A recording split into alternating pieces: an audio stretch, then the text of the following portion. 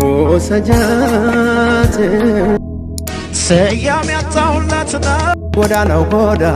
ጎዳናው እድሜሽን ብቆጥረው ከዛሬ 3 ዓመት በፊት ነበር አርቲስት ማዲንጎ አፈወርቅ ከዚህ ዓለም ድካም ያረፈው። ልኬን ዛሬ እየነካካው ማዲንጎ የተለያዩ ሙዚቃዎች መጡልኝና ትዝ አለኝ።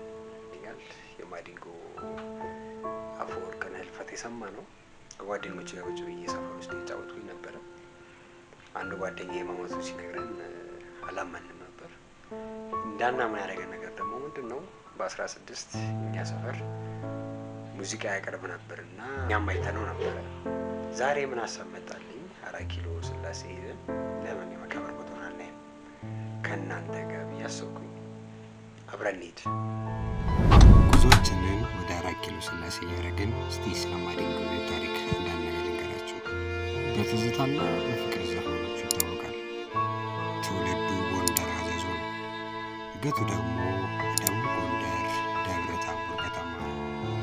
ማዲንጎ ስለ ሀገር፣ ስለ ፍቅር፣ ስለ ማህበራዊ ጉዳዮች እንዲሁም ስለ ትዝታና ስለ ሰው ልጆች ህይወት በሙዚቃዎቹ ጠንካራ መልእክትን አስተላልፏል። 4 ኪሎ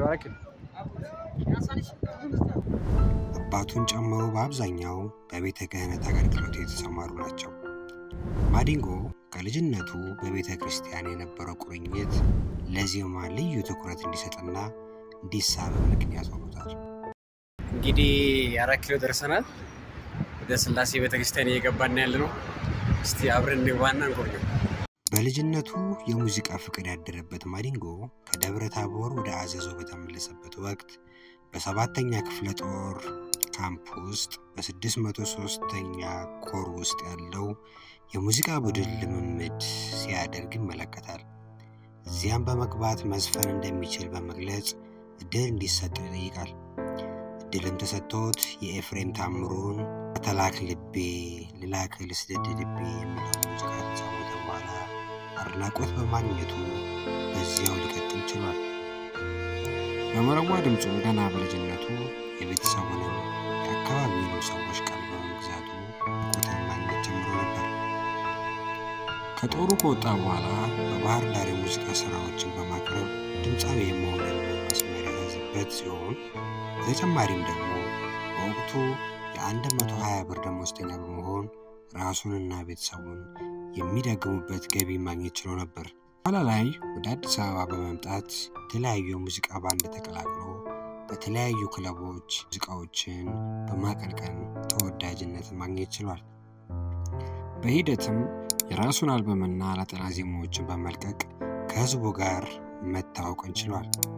ትዝታ፣ ሰው የለኝም በምድር ላይ፣ ከተለያየን ምን አደርጋለሁ፣ ስወድላት፣ ማርማር ከብዙዎቹ በጣም ጥቂት ስራዎቹ ናቸው። ይህ ተወዳጅ አቀንቃይ መስከረም 17 2015 ዓ.ም ህይወቱ አልፏል።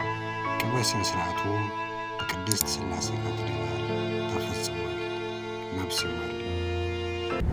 በስመ አብ ወወልድ ወመንፈስ ቅዱስ አሐዱ አምላክ አሜን።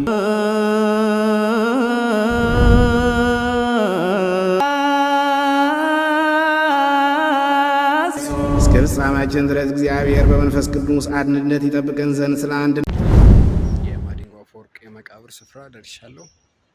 እንግዲህ እስቲ አብረን እንከታተለው።